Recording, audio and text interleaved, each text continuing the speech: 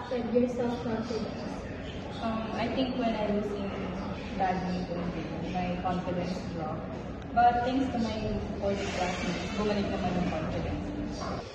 Can you describe a moment during the event that significantly impacted your self-confidence? Performing on stage and hearing the crowd cheering made me more confident. Can you describe a moment during the event that significantly impacted your social confidence? Yes, kasi nung natalo ko ng billiard tsaka nung natalo ko ng festival, kaming CBA lahat, malungkot siyempre sa una, na pang inaya.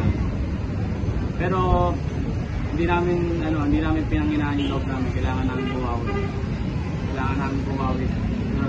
Susunod. Can you describe a moment during the event that significantly impacted your self-confidence? Yung naka-impact sa confidence ko nung nagsali kami ng festival dance is tumaas talaga yung confidence ko kasi nga nasa power dance ako nalagay. Tapos,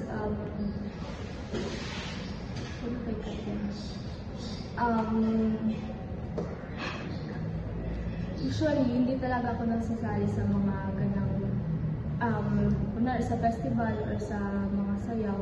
Pero nung ni-record sa amin na sumali, yun, nagka-confidence ako. Tsaka, feel ko naman, na-feel ko talaga na masaya sumali sa festival. How has participating in this activity helped you connect with other students and build new friendships? I got to meet new people, especially yung mga players din ng badminton. And dun din sa festival dance, madami din akong mga bagong nakilala. How has participating in this activity helped you connect with other students and build new friendships? Practicing together helped me form strong bonds and new friendships with other students. How has participating in this activity helped you connect with other students and build your friendships? Nung nagkaroon naman ng billiard, alam ko naman na marami akong makikilala iba. Kasi para sa akin, magaling ako makisama sa mga tao. Kaya confident ako sa sarili ko na marami akong makikilala kahit hindi ko sila una pala nakikilala. How has participating in this activity helped you connect with other students and build new friendships? Sa pag-participate sa intramurals at sa festival dances, nakatulong talaga sa akin na connect sa ibang students. Tsaka bago lang dito sa Diamond School, nakatulong sa akin na magandang sa ibang year.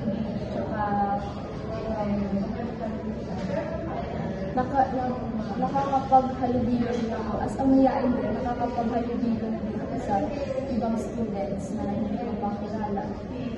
Kaya nakakatulong talaga yung interaction sa akin. How did this experience affect your motivation to get involved in future school events? Well, dahil natalo kami sa festival dance and ako din sa intram, it motivates me to continue participating in this kind of events para sa susunod manalo naman ako. How did this experience affect your motivation to get involved in future school events? The excitement of the event made me eager to join another activities in school. How did this experience affect your motivation to get involved in future school events? How did this experience affect your motivation to get involved in future school events? Like, sasali ka pa ba next pag may mga ganap sa school? Sa ngayon, sasali pa rin ako. Kailangan bumawi. Kailangan manalo ulit. How has being part of this activity influenced your sense of responsibility? Para sa akin, sa ngayon, pag-aandaan ko yung billiard kasi parang nung una kasi hindi ako masyado nagpa-practice nun kaya parang nanginayang na rin ako nung natalo ako. Pero ngayon, pupursige ako mag-practice para pagdating ng intram, sa sunod na taon, lalo na ako at ready na ako. How has being part of this activity influenced your sense of responsibility? Naka-influence yung intramuros sa akin, tsaka yung festival dance. Naging responsible ako sa hindi naman na responsible, pero parang naisip ko yung dapat time management kasi school works nga, tsaka nagsasabay din yung practice. Kaya kailangan na talaga maging responsible sa lahat ng school, mga activities nila, tsaka sa time management. How has being part of this activity influenced your sense of responsibility?